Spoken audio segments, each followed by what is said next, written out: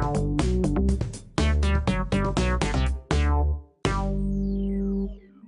vlog buddies, I'm here with my friend Ryan. Say hi, Ryan. Hey guys. Ryan's voice gets very deep when he goes on camera. Start over. Hey vlog buddies, I'm here with my friend Ryan, and say hi. Hey guys. You may remember Ryan from a video that I did before about gay twin brothers, because Ryan is gay, his twin brother is gay. I know. Check it out if you want to see that video. But he's here today because we just filmed another video, which we're posting on March 17th, which I think is St. Patrick's Day, even though you're not so sure. But if it is, it'll be a nice little St. Patrick's Day present for you. Ryan gets very wet in this video. How do you feel about the video? You think it's going to be good? Yeah, it's going to be really good. It's very artsy. Hopefully you guys will like it. So stay tuned for that. And the reason I'm filming a vlog today is to answer some of your dating and relationship questions. So I'm going to go ahead and do that right now. Hey blog buddies, so a little disclaimer here. I'm going to answer some of your questions from my blog. I am not an expert in any way, shape, or form, and so follow this advice at your own risk. And it's impossible for me to know the full breadth and scope and whatever of your situation from a few sentences on my blog, but I'm going to do what I can. Not saying it's the best advice, take it or leave it, maybe you should leave it, but let's get started. Okay, first question is from Greg. I don't know what to do. I love this man with all my heart, yet he wants nothing to do with me. I supported him for over a year, helped him get my job through my boss. Now, after only 2 checks, he moved out and he's leaving me. He starts fights with me every time I drink and is extremely jealous. Everyone is telling me to move on, but I really do love this man. What can I possibly do to help him understand that no matter what I truly have done to upset him, that I truly do love him? Okay. Wow. So Greg, seems like your friends are telling you to move on. This man is telling you to move on.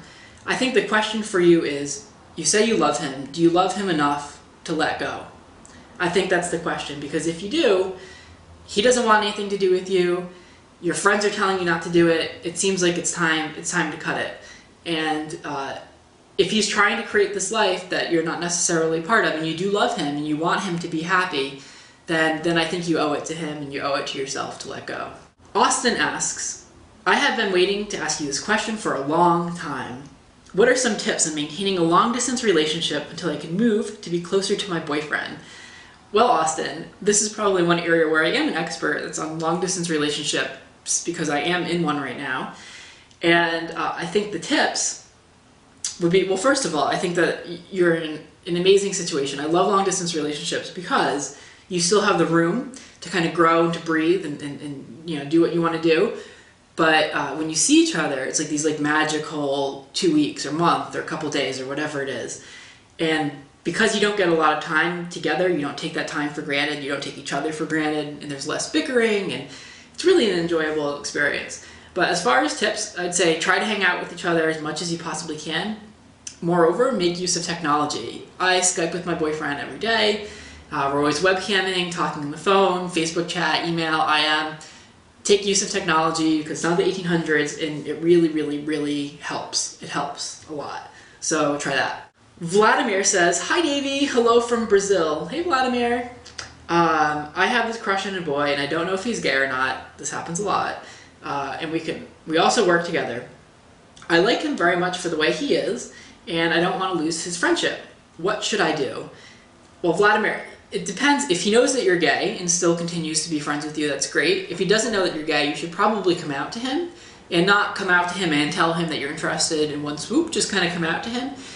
And if he continues to be friends with you, hopefully he does, if he's a nice person, and then presumably he will, then you can kind of test the waters in a non-obvious way, like ask him out to dinner, like, oh, do you want to hang out after work? And don't be really forward, but kind of test the waters, if you know what I mean. Like, see if your advances or innuendos are answered back.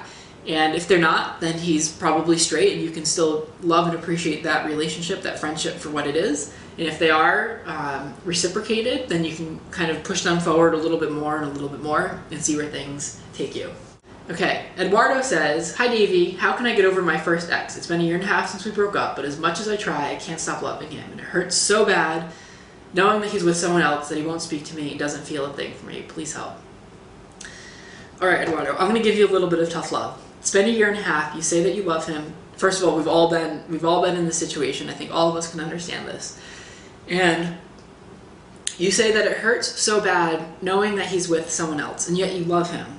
I think, again, if you really, really love him, you want him to be happy. And here he is creating a life with someone else.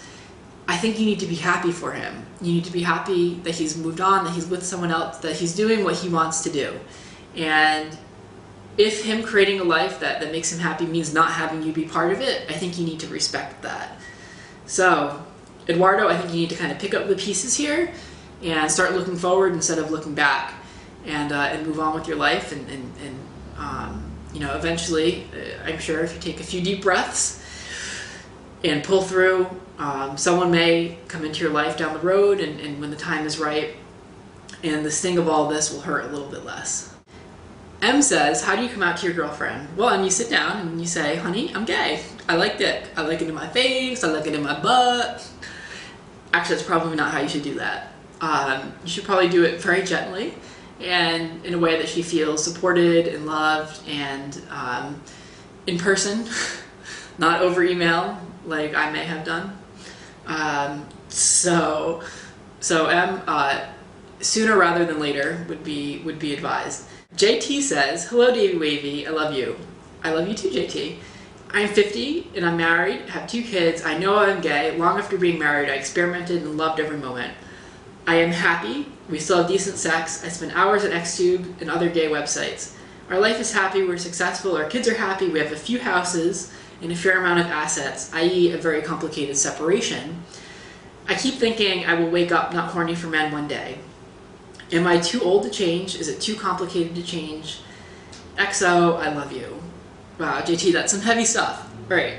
Now, I don't know the full scope of your situation, but you said that your separation, you have a lot of assets, your separation would be complicated. I think you need to ask yourself, what do you want more? All of your assets, or a life that you're living where you feel like it's true to yourself, an authentic life? What's more important, the houses or being authentic to yourself? And it might be that the houses are more important to you, and that's fine, and then I think you have your answer.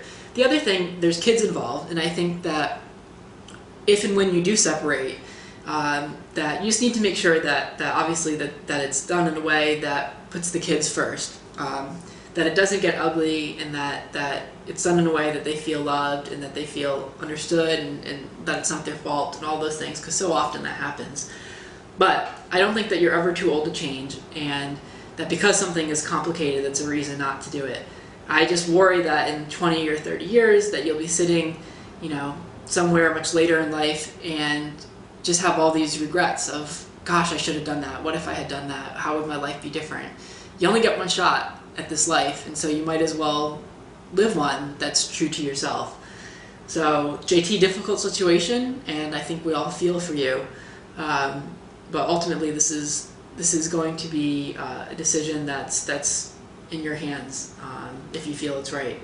So good luck with that. Kyle says, do you believe there is someone out there for everybody? And if so, what keeps you believing? Kyle, I do believe that there's someone out there for everyone. In fact, I know that there's someone out there for everyone. And that someone is yourself. So Kyle, you have Kyle. And Davey has Davey. And that's the most important relationship that we could ever hope to cultivate, the most important relationship that we have. It's the only person you'll ever wake up next to each day, yourself. So beyond that, yeah, some of us will invite other people into our lives and have relationships with other people. But the numero uno, most important one, is the relationship with yourself. So I think that's a good place to end this.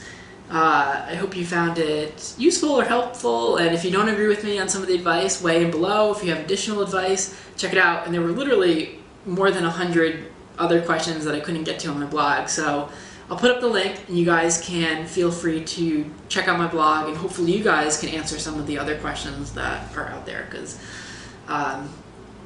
I can't do it all. But I love you, and I'll talk to you soon, and stay tuned for Thursday's Talkie blog, because it's going to be good. I love you. Peace out.